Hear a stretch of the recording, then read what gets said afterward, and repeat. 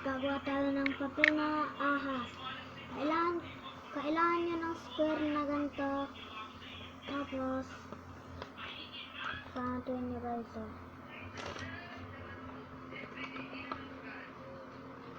Lang.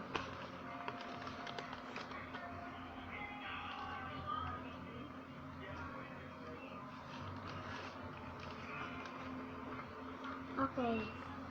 Gagawa tayo ng ganyan. Tapos, ganyan natin. Ganyan natin. Tapos,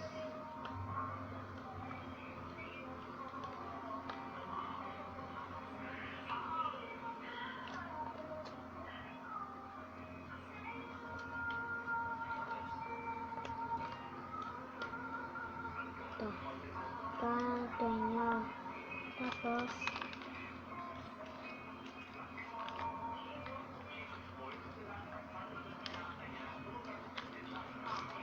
ganito nyo. Tapos, iganto nyo. Ito naman,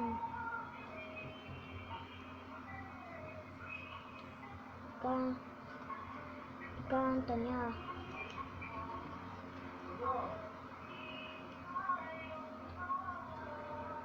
Ganyan ninyo. Ganto nyo yung ulo. Huwag nyong ipisil dito kasi kapangit yan. Tapos, gawin nyo. Gantuin nyo. O, tapos, ito.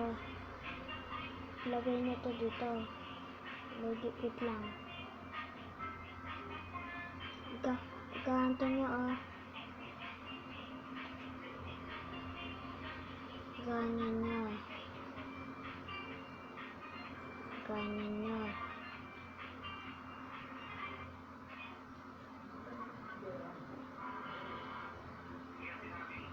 Tapos, hindi pa dyan nagtatapos.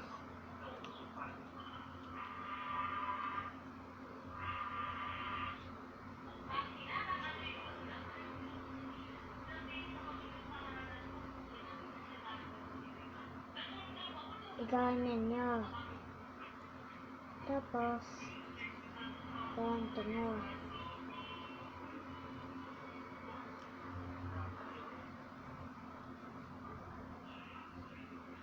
Yan, o.